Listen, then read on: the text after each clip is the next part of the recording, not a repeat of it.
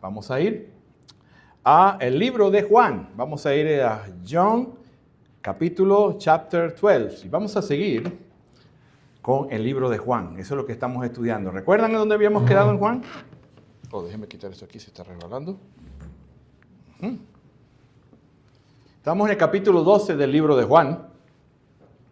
Y recuerdan que Jesús, ¿verdad? El capítulo, y dijimos que el libro de Juan, capítulo 12, del 1 al 11, Jesús le habló ¿a quién? A toda Jerusalén, a todo lugar donde iba. Y del capítulo 12 empieza ya Jesús como ¿qué? A bajar la velocidad. Aquellos que saben manejar, ¿cómo se llama? Estándar, ¿sí? Sincrónicos saben que de repente uno hace un cambio de velocidad y se meten de segunda a primera y empieza a bajar. Ahorita la velocidad del evangelio empieza a decrecer porque de los capítulos, de capítulo 1 al capítulo 12 aproximadamente fueron 3 años. 3 años y algo. Y ahora del capítulo 12 desde ahorita hasta el 21 pasan menos de una semana. O sea que la mitad del libro de Juan se va en la semana de la pasión. Y hoy vamos a ir el domingo, y el otro domingo Jesús iba a resucitar. El lunes él iba a ir al templo Recuerdan que Jesús fue al templo y revolcó todo y dijo, esta casa es casa de oración y la ha hecho cueva de ladrones. Eso iba a pasar el día de mañana, yendo cronológicamente. Así que Jesús, ¿de dónde venía? Jesús venía de Betania, ¿recuerdan? En Betania, ¿qué había pasado en Betania? En Betania él había resucitado a Lázaro. Y luego él se le hizo una recepción en casa de María, Marta y Lázaro. ¿Recuerdan que fue en el momento donde María, ¿qué hizo María? María tenía un perfume muy costoso y lo rompió y con eso enjugó los pies, o sea, bañó los pies de Jesús. Y eso es un simbolismo de que él iba a morir y eso estaba siendo preparado su cuerpo. ¿Quién le criticó a Marta? ¿Recuerdan quién criticó a María? Perdón. Lo criticó Judas. Judas después de eso, pues recuerda que dice que Judas era ladrón y metía en la bolsa, el tesorero metía en la bolsa. Después de ese acto y de la entrada de Jesús, él fue a hablar para entregar a Jesús. ¿Okay? Fue cuando él salió molesto porque él esperaba un Jesús diferente y él se defraudó de ese Jesús y entonces él fue y le vendió. Así que podemos ver, ¿verdad? Y pudimos ver también las diferentes reacciones a las cosas, a los milagros que hacía Jesús. Unos, dice que muchos creyeron, pero dice que otros le rechazaron. Y hablamos también de los corazones indiferentes. Un corazón indiferente a las cosas de Dios también es un corazón que le rechaza. No tienen que ser todos como los judíos que querían matarlo y apedrearlo, sino que también. Con Jesús no podemos tener puntos medios. La gente dice, no, yo estoy aquí, yo no soy religioso y todas esas cosas. Mire, o estás conmigo o estás contra él. Por eso es que Jesús no es popular en este mundo, porque eso es radicalismo y Jesús era un radical. ¿Ok? Un radical quiere decir o es todo o es nada. No puedes andar por las rayitas, no puedes andar por las... O estás conmigo o el que no es conmigo dice desparrama, que no está conmigo. Entonces se presentó esa situación y después vimos que hablamos sobre la adoración, porque María lo que hizo fue un acto de adoración donde ella entregó todo lo que tenía. Hablamos de que la adoración no puede ser algo si no es algo total, entrega total. La adoración superficial es como la vamos a ver hoy, que este mismo grupo que personas que decían Hosana fueron los que terminaron al final de la semana diciendo crucifícale. O sea que la adoración de nosotros debe ser, donde un creyente debe ser una entrega total, sin reservas, porque dijimos que María había entregado posiblemente la dote, su herencia, a los pies de Jesús, porque vio el valor de Jesús y esto nos hizo reflexionar sobre qué sacrificio estamos dispuestos a hacer por Jesús. ¿Ok? Eso es lo que el Señor quiere. ¿Qué estás dispuesto a hacer por mí? Es una pregunta, ¿verdad? Te dejo esa tarea. ¿Qué estoy haciendo y dispuesto a hacer por Dios? No que Él va a hacer por ti, porque ya hizo lo que tenía que hacer. Ya Él fue a la cruz y regaló su vida. Ahora el reto es para nosotros. ¿Qué vas a hacer conmigo? Yo creo que la pregunta más importante de la vida, porque cuando tú estés delante de Dios, que la Biblia es cierta, Él te va a preguntar, ¿qué hiciste conmigo? ¿Fuiste como aquellos que creyeron? ¿O fuiste como los judíos que me rechazaron? ¿O fuiste como los indiferentes? Déjame decirte que aquellos que creyeron van por este lado derecho. Y aquellos que me rechazaron, fueron indiferentes, van al lado de la izquierda, dice la Biblia. Y grande va a ser su pena, donde dice la Biblia que viene el crujir de dientes. Así que preparando el lugar, ahora sí vamos a Juan, capítulo 12, del 12 al 17. El tema del día de hoy es Jesús y el pollino del asna, ¿ok? Así que este pasaje, que es la entrada triunfal de Jesús, está en Juan, está en Marcos, está en Mateos y está en ¿dónde? En Lucas. Es de las pocas cosas que Jesús hizo que están en los 4 evangelios. Solamente están, aparte de allí está también, está la multiplicación de los panes, 7 panes y 2 peces, y está la resurrección, y esto están en los 4 evangelios. Lo demás no está, cada evangelio tiene algo. Así que vamos a leer el texto del día de hoy.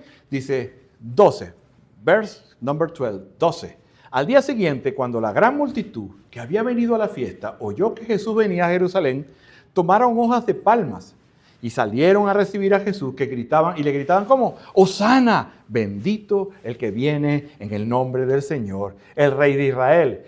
Y Jesús, hallando un asnillo, se montó en él, como está escrito: no temas, mira Sión, he aquí tu rey viene montado en un pollino de asna. Sus discípulos no entendieron esto al principio, pero después, cuando Jesús fue glorificado, entonces se acordaron de que esto se había escrito de él y de que le habían hecho estas cosas. Y la multitud que estaba con Jesús cuando llamó a Lázaro del sepulcro y le resucitó de entre los muertos daba testimonio de él. Por eso la multitud fue también a recibir a Jesús, porque habían oído que él había hecho esta señal. Último verso, 19. Entonces los fariseos decían uno a otro: ven que ustedes no consiguen nada, ni todo el mundo ya les sigue. Así que la idea central del día de hoy es ver cómo Jesús fue recibido por la multitud. Aunque la multitud le reconoció como un rey, cumpliendo la profecía, quedaron, ¿verdad? No entendieron que venía un rey en un asnillo. ¿Qué es un asnillo? Es un asno joven que no había montado a nadie, significando que su reinado era diferente. No llegó como llegan los grandes vencedores en un caballo, en un corcel, ¿cómo se llama? Un corcel, ¿verdad? Un corcel victorioso. Él llegó en un asno, significando que él era un rey humilde, compasivo, que su reino no era poderío terrenal, sino que él vino con mansedumbre y servicio a servirnos a nosotros. ¿Cómo? Dando su vida en la cruz. Por eso muchos se defraudaron de él, pero él era un rey humilde, y de eso vamos a hablar hoy, de la humildad de Jesús y de lo que significa que él haya entrado de esa manera. Primer punto: hosana en las calles de Jerusalén. ¿Ok? Versículos 2 y 13 dice: al día siguiente, cuando la gran multitud que había venido a la fiesta oyó que Jesús venía a Jerusalén. ¿Qué le llama la atención? ¿Cuál es el día siguiente? ¿El día siguiente de qué? El día siguiente de cuando Jesús comió en casa de Marta, María y Lázaro. Eso fue un sábado en la noche, quiere decir que, y muchos lo llaman Domingo de Ramos, él entró a Jerusalén un domingo. Si al día siguiente de eso, al día siguiente de que Jesús estuvo en Betania, al día siguiente de que Jesús fue ungido sus pies con el perfume de nardo puro, pasó estas cosas. Pero ¿sabe lo que dice? En medio de esto, en el otro paralelo, dice que Judas se había decepcionado con Jesús, ya que él se imaginó otro tipo de liderazgo. Él se había reunido ya con los principales sacerdotes y acordaron traicionar a Jesús. Eso fue en Mateo 26, que es paralelo. Mire lo que dice ahí. Entonces, uno de los 12, que se llamaba Judas Iscariote, fue a los principales sacerdotes y le dijo: ¿qué me queréis dar? Y yo se los entrego. Y ellos le asignaron 30 piezas de plata, y desde entonces buscaba oportunidad Judas para entregárselo a ellos. Pero el plan de Jesús era totalmente diferente. Ellos estaban planeando entregarlo, ¿verdad? Y se habían puesto de acuerdo. Pero sabe que Jesús tenía total control de las circunstancias. Y hoy día, ¿tú crees que Jesús no tiene total control de las circunstancias? Total. En lo que no te sale bien, en las no que te dicen, en las enfermedades que podemos tener, Jesús está en control. Y eso nos ayuda a nosotros, ¿qué? A descansar. Porque Él está en control y es mi Padre, mi Señor. Así que tenemos que tener cuidado, hablando de Judas, ¿verdad? ¿Qué motivos o sentimientos pueden llevar a una persona a traicionar a Jesús? ¿El desilusión? ¿De qué manera nosotros también somos vulnerables a esos sentimientos cuando esperamos algo del Señor que no lo está prometiendo, pero que yo lo quiero y me desilusiono y soy capaz de traicionar a Jesús? No lo vendo, pero sí soy capaz de caer en alguna situación que no le agrada a Dios, algún pecado. ¿No crees que con nuestro comportamiento podemos nosotros ¿Qué podemos hacer? ¿Traicionar a Jesús? Pregunto yo, ¿nuestro comportamiento dice si realmente amamos o no a Jesús? Y Jesús dice, ahora, ¿por qué Jesús estaba entrando? Porque ya había llegado su hora. ¿Recuerdan cuántas veces dijo? No había llegado su hora, no había llegado su hora. Entonces ahora sí había llegado la hora de Jesús. ¿La hora de qué? La hora de ir a la cruz. Por eso es que él entró. Para que se cumpliera la profecía, pero porque él sabía que iba a entrar. De esa semana él iba a terminar en la cruz. Él sabía totalmente que iba a pasar. Así que los líderes judíos temerosos, ¿qué habían concluido los líderes judíos? Ellos vieron, se dice que más o menos 1 millón de personas estaban recibiendo a Jesús. Los que venían de Betania y los que habían ido a Jerusalén. En otro libro, en otro comentario dice que 3 millones. Pero bueno, aquí podemos llegar que más de 1 millón de personas estaban recibiendo a Jesús. ¿Y qué creen que los líderes judíos querían matar a Jesús en ese tiempo? Con tanta gente, no. Los líderes judíos, temerosos de cómo podría reaccionar 1 millón de personas, habían llegado a decir, mire, vamos a esperar que se acabe la fiesta. Cuando se acabe la fiesta es que lo vamos a matar, para que la gente no se levante. Pero como les dije yo, como les estoy diciendo, ¿cuándo iba a morir Jesús? Jesús iba a morir en el momento preordenado, antes de la fundación del mundo, que ya estaba establecido por el Padre y Él. Él no iba a morir cuando ellos convinieran, Él iba a morir cuando era el día. Por eso dice la Biblia que Él vino a morir. ¿Sabe que Él iba a morir cuándo? El mismo día que son sacrificados los corderos en la Pascua.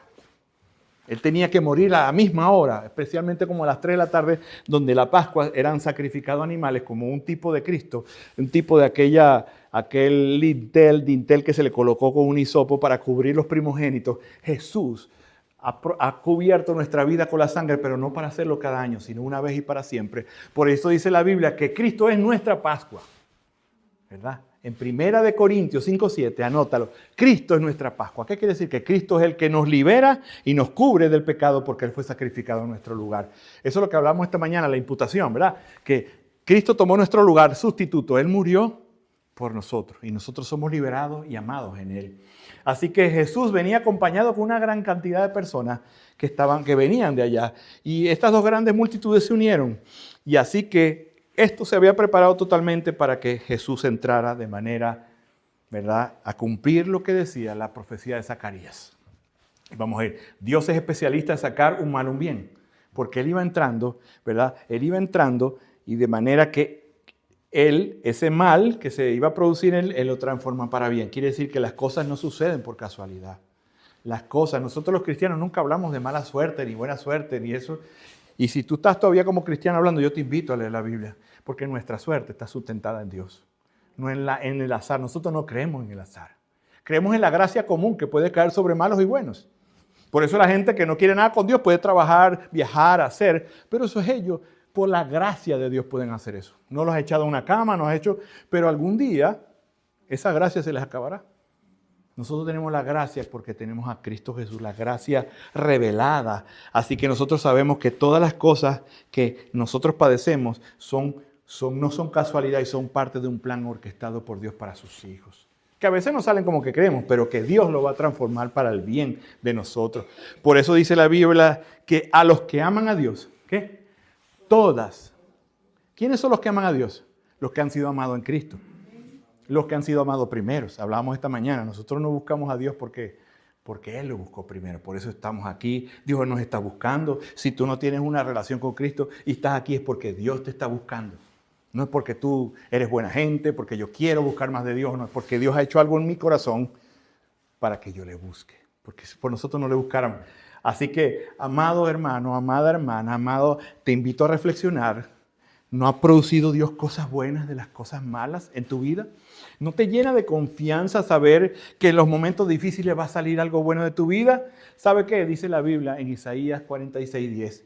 Lo que he dicho haré que se cumpla y lo que he planeado será listo. Así que cuando viniere todo lo que iba a pasar, todo lo que iba a ocurrir esa semana, Él quería que sus discípulos se dieran cuenta que Él estaba en control, que aún después de su muerte ellos recordaran que Él está a cargo y por muy feo que se viera todo, Él estaba a cargo de todo, porque Él es soberano, Él es su providencia, orquesta todas las cosas. Al entender que Dios es soberano y orquesta todas las cosas, viendo la gran maldad que se hizo con Él, no es posible que nuestras ansiedades, nuestras preocupaciones y los desánimos que a veces están fuera de control no se vayan de nuestra vida. ¿No trae confianza saber que cada paso de tu vida está orquestado por Dios? Aún en cuando tú desobedeces o cuando yo desobedezco, ya yo lo sabía. Y Dios, por su gracia, aunque hay consecuencias, los transforma en bien. Así que Dios nos invita hoy a vivir en confianza. Nos invita hoy a saber que estamos viviendo bajo su señorío, bajo su gloria. Que las cosas que Dios te ha asignado que para tu vida vendrán. Y que nada está fuera de control, nada. Tú puedes prender la noticia, puedes mirar acá, puedes mirar rumores de guerra y nada se ha ido de las manos de Dios. Por eso nosotros podemos dormir tranquilos. Y si tú no puedes dormir tranquilo o tranquila, yo te invito a profundizar en la Biblia, profundizar en la historia de Dios. ¿Verdad? Jesús no estaba en las manos de los líderes religiosos de Israel, tampoco estaba en las manos de Roma, tampoco con lo que hizo, aunque ellos son culpables, no por el hecho de que Dios estaba destinado a Jesús a morir, no tenían ellos culpas, ellos van a pagar por sus pecados, pero Él estaba haciendo su voluntad, Él estaba cumpliendo su plan. ¿Sabe por qué? Porque la Biblia dice en Mateo 10:18, nadie me quita la vida, sino que yo la doy de mi propia voluntad. Tengo autoridad para darla y tengo autoridad para tomarla de nuevo, porque esto es lo que recibí de mi Padre. Así que Él fue a la cruz porque Él quiso. Parte de su misión era venir a la cruz, venir y morir, y para que nosotros pudiéramos conocerlo. Imagínate, el Dios de toda gracia, el dueño de todo, el que ha podido acabar todo, vino a morir en una cruz para salvarte a ti y a mí. Y eso, ¿verdad? Y eso era el único medio para salvarnos a nosotros, que viniera el Rey y se hiciera hombre, se humillara hasta lo sumo, para que nosotros pudiéramos tener vida en Él. Dice el versículo 13, entonces tomaron hojas de palma y salieron a recibir a Jesús y gritaban, Hosana, bendito el que viene en el nombre del Señor. ¿Sabe qué significa la palabra Hosana? La palabra Hosana significa, sálvanos hoy. Exaltación, eran gritos, ellas personas gritaban y este era un recibimiento que se le hacía a un rey. Los reyes eran recibidos de esta manera. La gente en ese momento no dudaba que Jesús era el Salvador prometido en el Antiguo Testamento. Las multitudes celebraban y abrazaban a Jesús porque ellos pensaban que Jesús iba a traer una victoria sobre sus enemigos. Y aquí es que tenemos que tener cuidado porque a veces podemos ser muy entusiastas alabando al Señor, pero estando muy lejos de adorar, porque esta multitud, aunque en ese momento creía que Él era el Salvador y gritaban, al final de la semana y decían los mismos, crucifíquele. Así que tenemos que tener cuidado con una adoración superficial, con un ruido, eso es un ruido, porque ¿saben qué? ¿Cuál es el instrumento más importante para la adoración? ¿Cuál será? ¿El piano? ¿Ah? El corazón. Si tú, cuando decimos adorar, piensas nada más en música, déjame decirte que necesitas aprender mucho más. Cantar es una manera de adorar, pero dura aquí un momento. Adorar es una vida rendida al Señor, diciendo, Señor, tu gracia es suficiente. El instrumento más importante de adoración y alabanza al Señor es nuestro corazón. Porque dice la Biblia que de Él, ¿qué? Mana la vida. Y de Él, de lo que hay, lo que habla mi boca es lo que hay en mi corazón. ¿Cómo podemos expresar alabanza? Dice, Señor, ¿cómo yo puedo salir de este lugar y seguirte alabando? No va a estar todo el día cantando. Pues yo, si estoy alabando, entonces me voy en el carro cantando como yo, estoy en el trabajo cantando, estoy todo lado cantando. Qué bueno que lo pueda hacer, pero hay momentos que no lo puedo hacer. Sabes que nosotros podemos expresar una alabanza genuina conociendo a Dios, conociendo su carácter, sabiendo quién es y qué podemos esperar de Él. Estas personas no sabían qué esperar, no sabían quién era y ni qué esperar. Ellos estaban esperando que los librara, que viniera con espada y sacara ahí a Herodes, sacara a Poncio Pilato y acabara con los líderes, pero ellos no sabían quién era Jesús. Ellos estaban muy contentos porque creían que ya se iban a acabar sus problemas. Y eso cuando usted invita a alguien a la iglesia con una falsa esperanza, mire, vente que Dios te va a sanar, vente que Dios te va a dar trabajo, vente que... Y Dios lo puede hacer, pero esa no es la primera esperanza. La iglesia está abierta para que los perdidos entreguen su vida a Cristo. Ese es el mensaje, eso es lo que nosotros, las personas que están alejadas de Dios, dicen, no, que yo no estoy alejado, no, pero si tú no tienes una vida rendida a Dios, dice la Biblia, tú estás alejado de Dios. Puedes estar aquí al lado, el más cerca de todos sentado ahí, pero si Cristo no está en tu vida, tú estás alejado de Dios. No es no venir a la iglesia, estar en la iglesia, es rendirse, Señor, como tú quieras. Es cambiar mi manera de hablar, es cambiar mi manera, pero no por religiosidad, porque tengo que vestirme así, sino porque oye, este que es rey murió por mí, ¿cómo yo no voy a vivir para él? ¿Cómo yo voy a ser un cristiano a la secreta? Estoy ahí en donde estoy escondido porque me da pena que me llamen cristiano. Cuando este hombre vino delante de tanta gente, se vino y dio su vida por nosotros y no le importó. La gente se había ideado un líder político, alguien que pudiera hacer todo lo que ellos quisieran, que habían ideado un rey, había una persona diferente, pero estaban tan lejos de la realidad porque la misión de Jesús era otra. La misión de Jesús, Él no vino a resolver nuestros problemas personales, aunque resuelve varios. Él vino a resolver el problema mayor de la humanidad, que es el pecado. Los problemas personales los podemos resolver nosotros, algunos son imposibles, pero el problema del pecado y de la salvación, nadie lo puede resolver. Ni con obras, ni siendo buena gente, ni sabiéndote la Biblia, ni estando aquí de primero. La salvación solamente puede ser, ¿verdad?, conseguida por una persona que viviera de manera perfecta. Así que esa persona, sin embargo, días más tarde, esas mismas personas que hoy estaban gritando, iban a gritar otra cosa. Al ver la actitud de Jesús, ellos decían, pero ¿por qué este hombre viene tan humilde? ¿Por qué este hombre viene sumiso? No evitó que lo arrestaran. No entendieron que Él había venido a morir por los pecados de ellos. Que no vino a atacar a Roma, que Jesús vino a atacar la religión muerta de esas personas que querían apedrearlo porque ellos eran personas que dicen que eran ¿qué? Sepulcros blanqueados. Por fuera eran de una manera, pero por dentro su corazón estaba tan lejos de Dios. Hoy día sigue pasando, muchos quieren un Mesías a su estilo, que les alimente, que le haga milagros, que le dé una mejor vida ahora, que le resuelva los problemas, pero no quieren un Salvador. Ellos querían un Mesías a su medida, que encajaran. Por eso pasaron del amor al odio. Del amor al odio. ¿Cuánta gente nos visita y viene a la iglesia y adora con frenesí y con una devoción igual que la multitud, pero sus expectativas son muy diferentes a las que el Señor había dado? Y salen defraudados. ¿Cuánta gente ha venido aquí que sale defraudado? Y somos capaces de decir, qué palabra tan dura. Cuando las palabras de Dios si hay un atributo que se destaca, aparte de la santidad que hoy cantamos, es el amor. Todo lo que Dios hace con amor. La justicia de Dios viene con amor. La disciplina de Dios viene con amor. La misericordia de Dios viene con amor, porque no podemos separar uno de otro. Te pregunto, ¿podrías pensar en una adoración diferente a cantar? Que no haya una guitarra, una batería. ¿Sabes qué? Adorar. Fuimos creados para adorar. Por eso nosotros cuando no estamos adorando a Dios buscamos otra cosa. Tú por lo menos empiezas a jugar béisbol.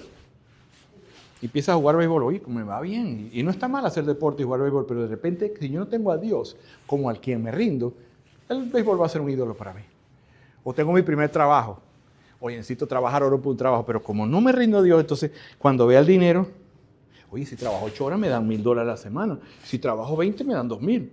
Y empezamos a caer a las tonterías porque Él se ha vuelto mi ídolo. O tengo, ¿verdad? Tengo un hijo, lo pongo en el altar de Dios. Tengo una mujer, la pongo en el altar de Dios. Porque o adoramos a Dios o adoramos otra cosa. Y dice la Biblia, no podemos servir a dos señores. Así que nuestra finalidad, por lo que Dios nos creó, fue para que le adoráramos y lo disfrutáramos para siempre. Ellos creían que podían usar a Jesús, pero Jesús no se iba a utilizar para su propósito. Podemos cantar, pero si no tenemos un corazón para Dios, nos seremos muy diferentes a estas personas. Así que la verdadera adoración consiste en postrarse ante Dios. Es física, quizás no físicamente, pero con labios, con corazón rendidos ante Él. Recuerda, amado hermano, amada hermana, fuiste creado para adorar y para vivir con corazón rendido al Señor. Así que segundo punto, Jesús y el pollino de asno. Versículo 14. Jesús, hallando un asnillo, se montó en él, como estaba escrito en el pasaje paralelo. Mateo 21 dice que Él envió 2 discípulos. Y id a la aldea que está enfrente de vosotros, y luego hallaréis un asna atada y un pollino con ella, desatadla y traédmelo. Y si alguien lo dijere, decid al Señor los necesita. Así que los discípulos fueron a hacer lo que Dios le había ordenado. Y trajeron un pollino, ya yo le dije que era un pollino, ¿verdad? Un asno jovencito. Y trajeron, en esta versión, o este paralelo, dice que trajeron 2 asnos. Porque ¿quién era el otro? La mamá. porque posiblemente cuando fuera Jesús caminando, ¿verdad? Iba la mamá allí para que él anduviera, ¿verdad? Con Jesús. Aunque Jesús podía dominarlo, pero Jesús vino como humano, humanamente. Entonces la mamá con el pollino y ellos iban allí. Pero ellos no sabían cuál de los dos iba a montar a Jesús. Y ellos le pusieron a los dos, porque nunca habían sido montados, les pusieron unas, ¿qué? Dice ahí que le pusieron unos mantos porque estos nunca habían sido montados. Tenía que ser así. Así que el pollino nunca había sido montado, no tenía silla y tuvieron que colocar mantos sobre él para que Jesús se montara. Entonces dice que esto ¿por qué se dio? Porque dice la Biblia que en el versículo 14 que tenía que cumplirse lo que dice Ezequiel. Dice, no temas, mira, sí, he aquí tu rey, viene montado en un pollino de asna. Su profecía le dice a la gente de Jerusalén que se alegre mucho porque el rey que ellos estaban esperando, que estaba llegando. Todo el Antiguo Testamento habla de un Mesías que iba a venir a salvar. Y ellos, ¿verdad? Al recibir, se estaba cumpliendo la profecía. La profecía de Zacarías. La Zacarías dice, bendito ¿quién? El que viene el nombre del Señor. Y esta es una declaración del Mesías. ¿Quién era el que venía en el nombre del Señor? El Mesías. Y esto era parte del Salmo 118, que cuando había la coronación de un rey, se leía el Salmo 118, que llaman el Halal, que es del 113 al 118, y esto se hizo en la coronación de David. O sea que ellos repetían eso, no por cualquier cosa, porque ellos estaban recibiendo de manera real a un rey. Así que cuando Jesús entró en la ciudad, ellos creían que era un Mesías, el Mesías que estaban recibiendo. Por eso citaban el Salmo 118, 26, bendito el que viene en el nombre del Señor. Jesús venía sobre un pollino que representaba la humildad de este rey, un rey diferente. Jesús no vino a imponer su reino a la fuerza. Jesús vino a establecer un reino con mansedumbre, con servicio, con humildad. ¿Sabe que siendo el Rey de Reyes, siendo el Señor de Señores, vino en humildad a ponerse en manos de aquellos que venía a salvar? Él se puso en manos de la humanidad. ¿Y qué hizo la humanidad con él? Le mató. Aunque era el plan de Dios, esta humanidad, ¿verdad? Lo colgaron en una cruz. Jesús debía entrar y él sabía que el final de la semana iba a estar en la cruz. Él entró, mire, Jesús, el pollino era prestado, ¿sí? Jesús nació en un pesebre, no tenía donde nacer. Jesús murió en una tumba prestada. Y si le preguntaron, dice, las zorras tienen nido y las aves tienen ¿qué? Las zorras tienen madriguera y las aves tienen nido, pero el Hijo de Dios no tiene dónde colocar su cabeza. Jesús vino, ¿verdad? De una manera humilde, de una manera no pretenciosa como los demás reyes. Tú veías un rey, era una pomposidad, caballos, venían gente adelante. Jesús vino de manera humilde, porque Él murió en una cruz que ni siquiera era para Él. ¿La cruz era para quién? Para Barrabás. Y fue sepultado, como dije, en una tumba prestada. ¿Y qué dijo Jesús? Una de las cosas que Jesús, en toda la Biblia o en todo el Nuevo Testamento, solamente en un lugar dice Jesús, muestra su corazón, Jesús. Y dice así, aprendan de mí, que soy manso y humilde de corazón. ¿Verdad? Y después dice otras cosas. Pero manso, ¿qué es una persona mansa? Es una persona dócil, es una persona que no reacciona con violencia a la provocación, es una persona que no se irrita con facilidad. Por eso Jesús, al que le hicieron, ¿verdad? Tenían que esperar al otro día cuando lo agarraron y fuera ante las autoridades. Ellos tenían que esperar a la mañana para hacer el juicio y hubiera testigo, lo hicieron a medianoche, porque todo fue de manera ilegal. Pero Jesús no abrió su boca, porque Él sabía que Él tenía que morir. Por eso fue manso Jesús. Significa que es una persona comprensiva. La mansedumbre es un fruto que nos habla de la docilidad y la suavidad de carácter. Un carácter suave, ese carácter que no señala con el dedo, que mantiene los brazos abiertos a pesar de que se le haga daño, mantiene los brazos abiertos. Cuando decía que estaba manso, estaba diciendo que no que era débil, sino que era una fortaleza bajo dominio.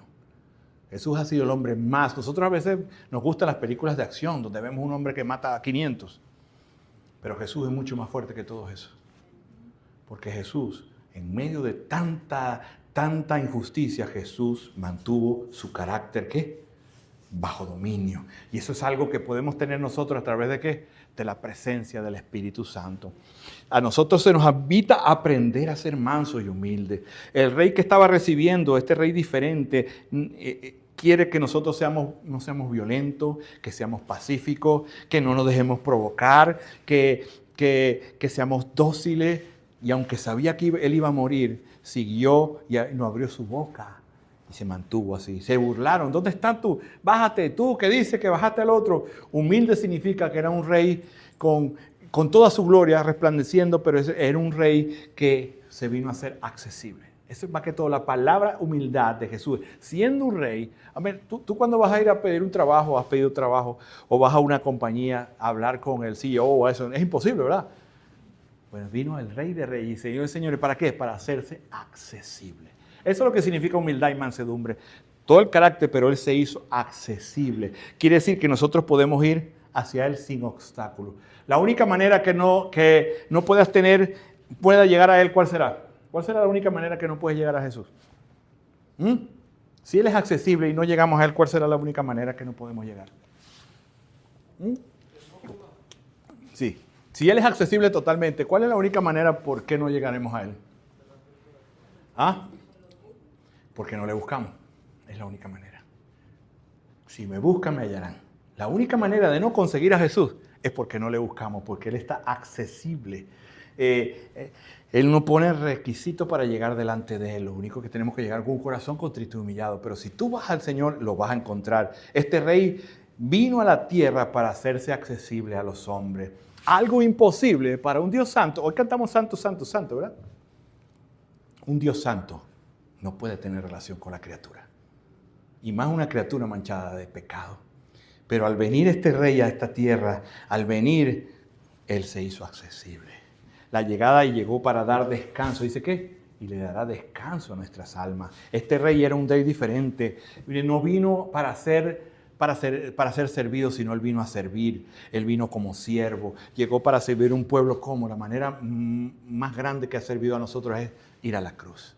Él nos sirvió en la cruz, aunque llegara el día en que el Señor Jesús va a reinar y va a venir de una manera diferente, vino de humildad, y Él nos pide que vivamos una vida de humildad. La verdadera grandeza de Cristo como Rey se manifiesta en su humildad más que nada. Dios, a propósito, para darnos a Jesucristo y hacernos accesible, ¿qué pasó? Él nos creó el Evangelio de tal manera que nos arranque el orgullo. ¿Sabes que el Evangelio es especial para sacar el orgullo? Porque nosotros estamos trabajando por la salvación. Nosotros hablamos esta mañana que si nosotros olvidamos el Evangelio, empezamos a trabajar para vernos mejor delante de Dios. ¿Verdad? Yo me congrego, yo soy el primero que llego, yo soy el que más diezmo doy, yo soy el que hago. Y entonces queremos ser mejor cuando Él nos acepta porque tenemos a su Hijo. El único requisito para que Dios nos acepte es que tengamos a su Hijo. Y Él nos ama aquí. Si tú eres cristiano, Él te ama a mí y a ti de manera igual. No hay nada que yo pueda hacer para que Él me deje de amar. Y no hay nada que yo haga. No, bueno, voy a recibir una herencia y voy a dar $500,000 de ofrenda. Qué bueno, tráela. Pero no te va a amar más que uno que no tuvo para dar. Porque el amor no está en lo que hagas. El amor está en quién es Él en tu vida. Pero cuando yo me olvido del Evangelio, empiezo a trabajar para verme mejor. ¿Verdad? ¿Y qué hace el Evangelio? Me humilla. Por eso estamos hablando de humildad, porque el Evangelio es especialista para humillarnos, para decir, tú no puedes ganar la salvación, tú puedes hacer todo. El favor de Dios no se gana con lo que tú haces. El favor de Dios se gana es yendo a Cristo, ¿verdad? De rodillas. Que por mucho esfuerzo que hagamos, nada podemos, y que no hay mayor humillación, que es la única religión, hablando de religión, el cristianismo, que no se trabaja por ella, que es por gracia. Y porque Él no tiene relación con el pecado, Él murió por mí. Siempre aparece, antes de la caída, aparece el orgullo. Y por eso Dios envía el Evangelio para humillarnos, para ser liberados del pecado, para depender de otro. ¿Sabes qué es depender de otro? Depender de otro es frustrante para el hombre, ¿sí o no? Dígame si cuando hay un intermediario para algo que te están haciendo un favor, tú no quieres quitar el intermediario, pero dame el número que yo lo llamo. No nos gusta depender de nadie. Por eso el Evangelio es tan insultante para nosotros. Porque tenemos que depender de otro para que Dios esté agradado con nosotros. Y eso es especial. Es hermoso para nosotros ser humillados en nuestra carne. Porque decir, sí, Señor, ya sé, ya entiendo, Señor. Pablo, que ninguno de nosotros le llega a los pies de Pablo, se creía el peor de los pecadores. ¿Por qué? Porque él sabía que había sido sin Cristo y todavía sabía que no era, ¿verdad? No era totalmente santo. Jesús, Él vino y nos dio una oportunidad de llegar a Él. Y eso que nos llena de gratitud. Cuando somos humillados por el Evangelio, eso nos llena de gratitud, porque me ha mostrado la gravedad de mi pecado, lo que sufrió en la cruz, el pago en mi lugar, y es el que pasa el orgullo, se marchita. El orgullo se marchita por el Evangelio. Por eso tenemos que pasar el Evangelio, ¿verdad? Cuanto más humildad florece en nosotros, en ese ambiente lleno de Evangelio, menos frecuente somos nosotros de pecar. Mientras yo más soy humillado, menos peco, hermano. Jesús, Él tenía todos los derechos de ser engreído. Yo soy el Dios, yo hice esto es mío, esto me pertenece. ¿Y qué? Se despojó a sí mismo, dice la Biblia, y se humilló hasta lo sumo. Y se asoció con nosotros los humildes. Él es nuestro modelo de humildad y nos da poder para vivir un estilo orientado hacia otros. Imagínense, vivir hacia otros. Eso para nosotros es bastante duro, que yo ya no vivo para mí, ahora vivo para otros, pero el rey vivió para otros. Él nos dio ejemplo. Así que pregunto yo, para pasar al tercer punto, ¿estamos conscientes de que Dios nos llama a vivir en humildad? Y que el Evangelio nos da poder para vivir un estilo de vida orientado hacia otros. ¿Estás viviendo y es consciente de esto? Tus decisiones muestran que estás afectando a los que rodean. El cristiano humilde sabe que el cristiano humilde no se ofende fácilmente. Sabe que para crecer necesita mucha confrontación amorosa, pero confrontación. Por eso Dios dice, ven a la iglesia, porque en la iglesia vas a tener problemas con hermanos y los vas a resolver de manera santa. No echándole la culpa al otro, sino diciendo, Señor, ¿cómo me falta? Eso es tan especial la iglesia en el plan de salvación de Dios y en el plan de... Esos llaneros solitarios no existen en la Biblia. Pero algunos que tienen, no, yo tengo mi fe y yo me la busco ahí de rodillas, sí, pero la prueba es cuando estás con los demás. Estarías viviendo una mentira, una fe de tipo un monasterio guardado allá. Ellos buscaban la santidad, pero lo hicieron de manera errónea porque se alejaron de la civilización. Y la civilización, primero, nos muestra la necesidad de Cristo y segundo, nos va mostrando qué hay en mi vida. Nuestra humildad se refleja, hermanos y hermanas, cómo usamos nuestros recursos. ¿Cómo usamos nuestros recursos? ¿Cómo hablamos de nosotros mismos? O llegamos y nosotros, yo tengo 35 años siendo cristiano, me he leído la Biblia 5 veces, ya yo hasta tuve un título universitario cristiano. Nosotros tenemos que hablar de nosotros, tenemos que hablar de Cristo. Y ahí se ve, si yo, no es que a mí Dios me usa mucho, Dios esto, Dios...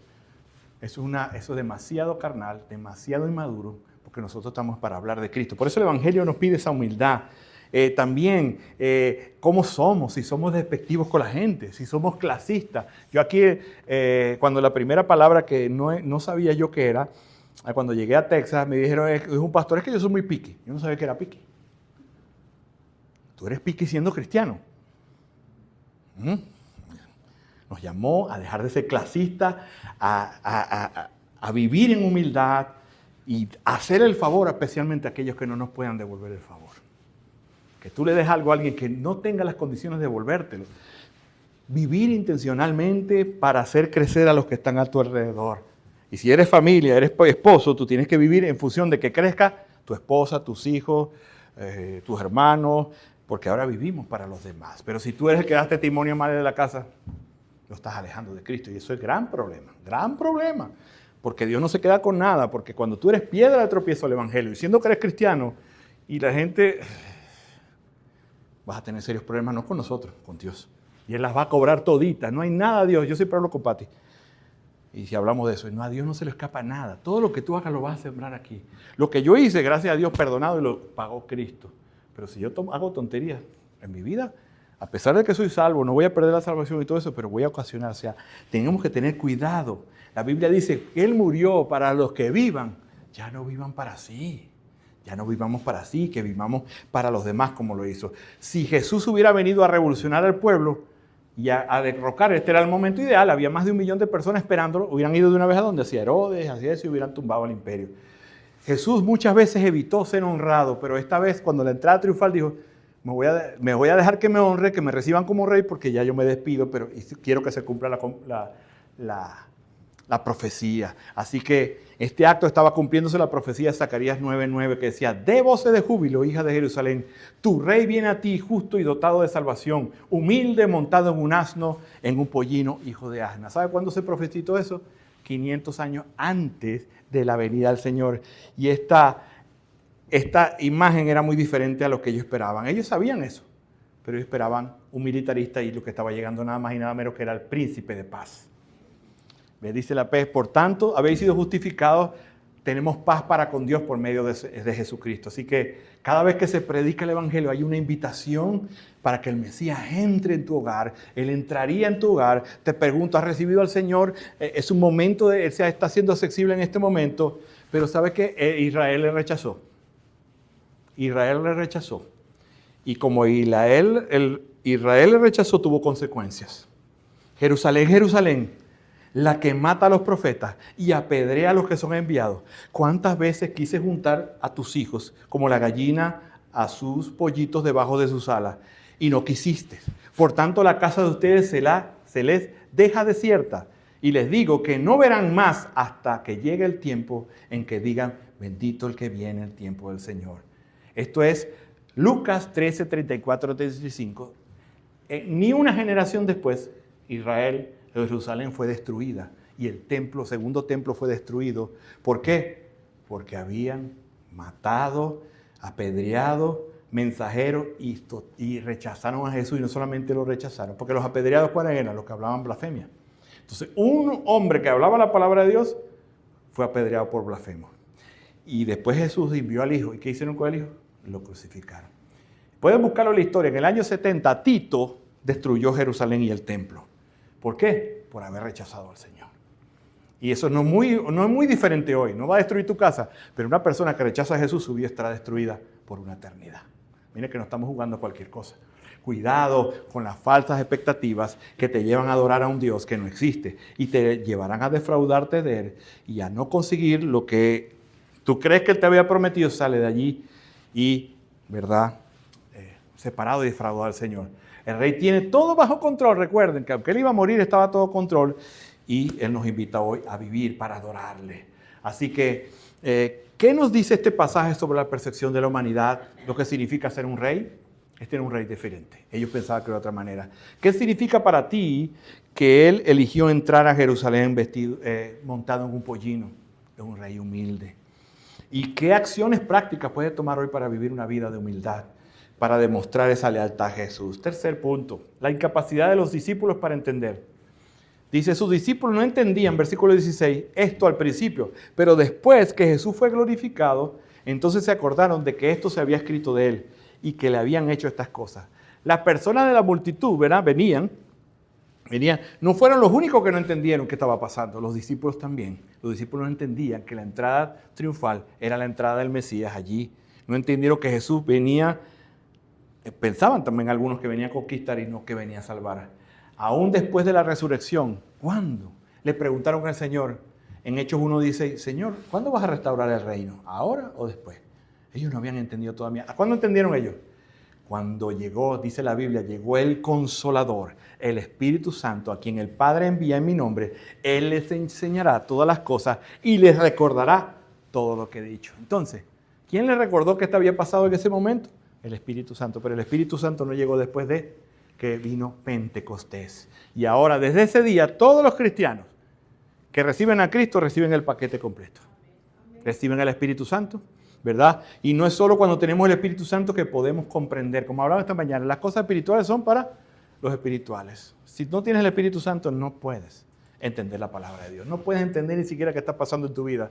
Pero eso no es exclusivo. Si tú te rindes hoy a Cristo, el Espíritu Santo llega a tu vida con Cristo y todo el paquete. ¿No les ha pasado a ustedes que de repente cosas que no entienden, ¿verdad? Leemos la Biblia, a veces no entendemos y la entendemos después. O no la recordamos en un momento exacto, ¿verdad? O estamos distraídos o estamos haciendo algo. ¿Por qué? El Espíritu Santo vino a nosotros para enseñarnos toda verdad. Amén. Y esa es la esperanza que tenemos, porque la palabra es tan profunda. Sabemos que la puede entender desde un niño a un adulto, pero hay unas profundidades que necesitamos dependencia del Espíritu Santo. El Espíritu Santo nos recuerda la palabra de Jesús, nos recuerda que hemos estudiado y meditado, Él la trae a nuestra mente.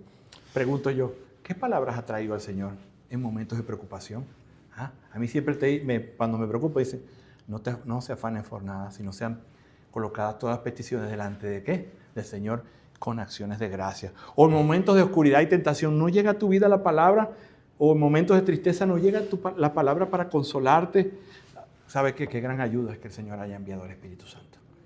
el Espíritu Santo, que a veces nos los hemos dejado robar, porque en algún lugar exceden el Espíritu Santo y en lugares como este lo echamos a un lado. Sin el Espíritu Santo la iglesia no puede caminar. Es imposible. Yo estaría hablando palabras, la Biblia, pero de hombre. No haría en el corazón de nadie, no trabajaría en mí. El Espíritu Santo, necesitamos pedirle al Señor que traiga un avivamiento del Espíritu Santo.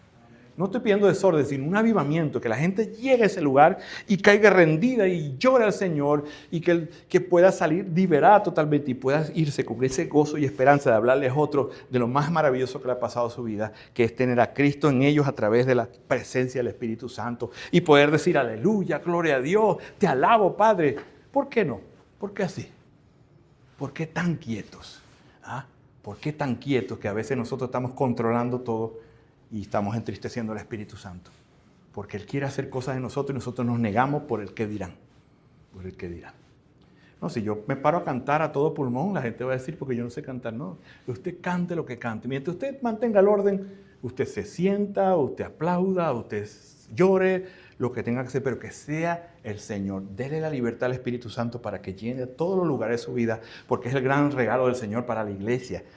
La Biblia dice que algunos teólogos dicen que pudiéramos llamar a hechos del Espíritu Santo, porque la iglesia va con el viento del Espíritu Santo y ella es la que da testimonio de la verdad. Dice el versículo 16 y 17, y las multitudes que estaban con Jesús cuando llamó a Lázaro del sepulcro y lo resucitó de entre los muertos, daban testimonio de él. Miren, las personas estas personas hablaban de lo que habían visto en Lázaro y lo que habían visto en Jesús, daban testimonio, decían, dice la Biblia, lo que hemos visto y oído, eso es lo que también nosotros hacemos, como dice Juan, 1 Juan 1:3. No sabemos cuántas personas realmente eran creyentes, pero todas estaban dando testimonio del Señor. ¿Recuerdan un momento cuando el Señor, los discípulos dijeron, miren, unos estaban hablando de tu nombre y los mandamos a callar? No, ¿cómo los vamos a callar? Porque no andan con nosotros. No, deje que la gente hable de Cristo, ¿verdad? Si esas personas hablaban de Cristo y algunos no eran creyentes, qué esperanza para nosotros poder hablar, porque nosotros se nos ha llamado a ser portadores de la verdad, hermanos. Cuando la verdad es callada, ¿verdad? No hay esperanza en el lugar donde estamos. Nosotros hemos tenido un encuentro personal con Cristo en la cruz y tenemos que hablar de eso y de lo que ha hecho en nosotros. Busquemos esos espacios para promover a Cristo, hermano, ¿verdad? Así vemos aquí gente que dice, no, es que aquí no se puede hacer por esto, por esto. Intente, y si lo reprimen y le dicen aquí no se puede, hágalo, pero no se calle antes que no se le abra la puerta. No, que aquí en Walmart no se puede dar un tratado, que aquí en estacionamiento esto, usted hágalo. Y cuando muchos le llaman la atención, bueno, no, tranquilo, me voy. Pero no aproveche los espacios para hablar del Señor. ¿Por qué? Porque el testimonio de Cristo debe crecer, hermano. Crecer, crecer, crecer. ¿Sabe qué? ¿Qué estaba pasando? Jesús se estaba haciendo muy popular. Y lamentablemente esta multitud estaba siendo atendida ¿por qué? Por las señales y milagros. Mucha gente hoy día está atendida por señales y milagros porque vieron a Jesús resucitar a Lázaro. Le seguían buscando por propios intereses, a ver qué va a hacer hoy. Y buscaban especialmente porque les quitara la opresión romana. Eran solamente unos espectadores curiosos. ¿Verdad? Espectadores curiosos. Pero había otro grupo realmente que conocía al Señor. Actuar como testigo en medio de los que nos rodean es una gran herramienta para ganar otros a Cristo, hermano. Recuerde, ¿verdad?, que estamos acá para ganar otros a Cristo. Si usted sigue viviendo para usted, va a venir todos los domingos y no va a invitar a nadie, no va a hablarle a nadie, pero ya no es bueno que vivamos. La iglesia no solamente debe ser la crecer el pastor, es todos los que tienen que invitarla. ¿Y qué? No sé qué decir, háblele de Cristo, muestre un versículo. Muéstrele aquí, Juan 3:16, haga algo porque el Espíritu Santo, usted depende no de sus palabras, de lo que el Espíritu Santo va a hacer en esa persona. Así que estamos en un momento importante, ¿verdad? Y nosotros anhelamos que el Evangelio de Cristo sea conocido por todo el Northwest Arkansas, todos alrededores, y que nos comprometamos, hermano, a dar testimonio sobre Cristo. Eso involucra decir sí al Señor, sí al Señor. Yo quiero involucrarme, Señor. Yo quiero seguir la visión que tú le has dado a esta iglesia para alcanzar a los perdidos, Señor. Yo quiero comprometerme contigo, Señor, y dejarme usar a través de ti, de tu nombre, Señor. Que tu nombre sea glorificado a través de mi vida. Que deseo, Señor, pasar de tanta romance a la acción, del conocimiento a la práctica, de la práctica a la constancia de hablar de Cristo en tiempo y afuera de tiempo. Tenemos una misión que cumplir. ¿Cómo? Ir por todo el mundo y predicar el Evangelio. ¿Tú crees que estás en ese lugar donde vives, donde trabajas, solamente para recibir un sueldo? Porque te traten bien. Si tú eres creyente, estás ahí para dar testimonio de Cristo. Amén. A veces no puedes hablar, pero si tú estás allí, debes ser un buen trabajador, una buena trabajadora. Y tienes que dar el resto y tienes que pasar la milla. Debes. ¿Por qué? Por amor a Él, no porque yo te lo diga. Último punto, los fariseos molestos por la popularidad de Jesús. ¿Qué? Dice el versículo 19, entonces los fariseos decían unos a otros, ven que ustedes no consiguen nada, miren, todo el mundo está siguiéndolo a Él. Jesús se estaba convirtiendo en una amenaza para ellos. Imagínense ver 1 millón de personas gritando, ¿verdad? Ellos querían apedrearlo y ellos lo que veían más gente frustrados. Dijo, hoy no hay nadie que pueda parar a este hombre. Ven cómo su poder sobre la gente estaba desapareciendo. Ellos dicen, ya nosotros no podemos ser influencia para la gente. Y mire este hombre cómo es de influencia. Así que se peleaban unos al otro diciendo, alguien tiene que hacer algo. ¿Cómo vamos a parar a Jesús? Ya hablé con Judas, pero nada, sigue creciendo. ¿Sabe que a pesar de la resistencia, el evangelio sigue caminando? Jesús tuvo mucha resistencia, iba a morir ese tiempo, pero el evangelio sigue caminando. A pesar de la resistencia que vivamos en nuestras vidas, hermanos, sigamos adelante, porque eso es lo que genera el evangelio, resistencia. Pero sabe que no nos desanimemos, porque a través de los 12 capítulos que hemos estudiado es la misma reacción que tuvo Jesús con toda vez que predicó, resistencia. Pero la resistencia que nos llama a ir. ¿Por qué hay resistencia al evangelio? Porque el evangelio va a lo profundo de los corazones. Y la gente no quiere que le escarben. El evangelio llega a escarbar. Perseveremos con convicción y amor. La Biblia dice que la cosecha es grande, ¿verdad? La Biblia dice que los obreros son flojos. Pocos. Los obreros son pocos. Así que oremos al Señor porque está a cargo que envíe más obreros. Pregunto yo, ya termino, muy pregunto. ¿Con quién necesitas tú compartir hoy las buenas nuevas o esta semana las buenas nuevas de Jesucristo? O este mes, o este fin de año. A mí cuando yo me formaron en mi país decía, bueno, es buen tiempo, los tiempos de fiesta donde la gente pierde el tiempo, se emborracha, gasta plata y todas las cosas respetables, pero ustedes no lo aprovechen de hablar de Cristo. ¿Por qué no les quiero dañar la fiesta? No, es que a ellos tienen dañar la fiesta. Cuando llega Cristo es que verdaderamente disfrutan, ¿verdad? No tienen que estar buscando nada que llene el corazón vacío y triste que tienen, porque ya tenemos a Cristo. Decir que tiene a Cristo, tiene la vida. Entonces aprovechemos los espacios de gente que está viviendo miserablemente millonario, miserablemente casado, miserablemente con muchos hijos, pero si no tiene a Cristo, miserablemente viven, y preséntele a aquel que puede cambiar su vida. No es por vista, porque a veces vemos que tienen buen trabajo, buen carro. Eso no es nada de parte de la Biblia. El que tiene a Cristo ya ha vencido y ya ha cumplido su propósito de vida. El que no tiene a Cristo desperdició su vida. Y porque tú lo tienes, comparte el evangelio. Y cuando Jesús entró en Jerusalén ese domingo, entró para cumplir la profecía y para ser reconocido como el Mesías, Hijo de Dios. Este era un rey muy diferente. Recuerda que era un rey que era humilde, compasivo y vino a establecer el evangelio. Así que recuerda, Dios es especialista en sacar de un mal el bien. Y si tú estás viviendo alguna circunstancia difícil, llénate de confianza de saber que eso que vives, Dios lo va a cambiar para bien si tú eres un hijo, una hija de Él. Puedes ser la persona con el canto más entusiasta, un pavarote aquí cantando, pero si tu corazón no está en Cristo, eso es su ruido. Porque el instrumento más importante para cantar al Señor, para adorar, es el corazón, es la vida. Porque dice la Biblia que de la abundancia del corazón habla la boca. Pregunto yo, ¿es Jesús tu tesoro? Si Jesús es tu tesoro, vas a hablar de ese tesoro. Hoy te invito a imitarlo. Hoy nos invitó Él a invitarlo. Dice, aprended de mí que soy manso y humilde de corazón. Para eso es indispensable cada día recordar el evangelio que nos humilla y refleja que todas nuestras relaciones y usa los recursos y trata a las personas como alguien que quiere servirle. Recuerda, si estás teniendo resistencia a llevar el evangelio, no te calmes. Sigue adelante a pesar de la resistencia. No te desanimes. Es la misma reacción que sufrió Jesús, su discípulo. Persevera con amor y conversión. Te pido que te pongas de pie. Hoy quiero retarte a que te comprometas, ¿verdad?, a dar testimonio sobre Cristo. Yo te invito a que te involucres y que le digas al Señor sí con la visión que está dando para este estado. Si tú estás acá y tú estás involucrado en esa visión de compartir el evangelio, de alcanzar a los perdidos. Así que vamos a orar. Vamos a orar. Señor y Padre Celestial, en esta preciosa tarde te adoramos y te bendecimos. Te damos gracias por haber llegado.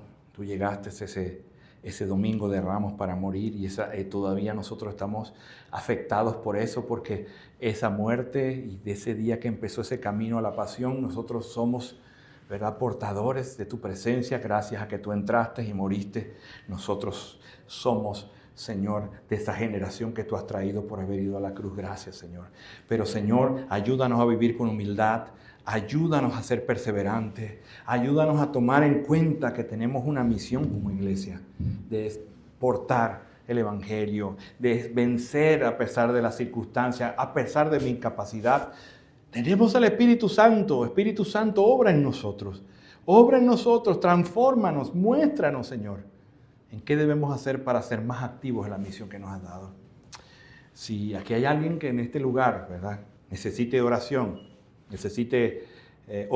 porque no es creyente o porque es creyente y necesita oración, te invito, aquí está el altar abierto para orar por ti. Si te crees que insuficiente, te crees incapaz, cualquier cosa que esté en tu vida, tú quieres aceptar el reto de servir al Señor, de comprometerte con Cristo, yo te invito adelante para que oremos juntos, como ya algún día lo hice hace tantos años.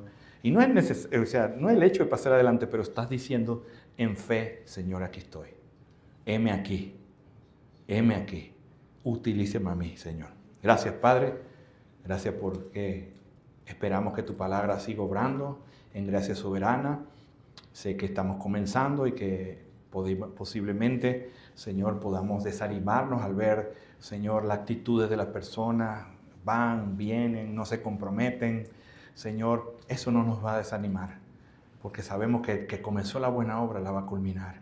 Y que este lugar se va a hacer pequeño y que aquellos que no aprovecharon, que estábamos teniendo, como decir, un casting para tener los líderes que van a hacer bien esta obra, yo sé que tú los vas a enviar, Señor. Y si están aquí, levántales, Señor. Queremos participar de lo que tú vas a hacer en Northwest Descansa. Si nos quieres utilizar, Señor, aquí estamos. Si no nos quieres utilizar en lo que vas a hacer, no es porque nosotros no te hayamos buscado, es por cambios diferentes de tus planes, Señor. Usa esta iglesia. No tenemos los recursos, pero tú los tienes. No tenemos la preparación, pero tú las tienes. Dependemos de ti, Señor, para que hagas de esta una gran casa de tu presencia, para que hagas este un lugar donde la gente se humille y reconozca, y que no venga por turismo, no venga a mirar, sino que venga a involucrarse. Cuando vamos a un partido de fútbol, ¿verdad?, queremos sudar la camiseta, queremos aquello que nos gusta, y están jugando y nosotros en la banca nos sentimos tristes, qué triste es quedarse desde la banca cuando podemos entrar a la pelea, a la batalla, a estar allí siendo un instrumento, Señor. Utiliza hombres y mujeres en este lugar, niños, jóvenes, para ganar almas para Cristo, Señor. No los dejes dormir, no los dejes descansar, Señor, hasta que ellos se comprometan como lo hiciste conmigo, Señor. Tráele a su mente toda la responsabilidad y todo el privilegio de ser tu hijo para que sigas transformando tu vida y se unan a la gran visión que tú tienes a través del Evangelio de ganar almas para Cristo. En Cristo Jesús. Amén y amén.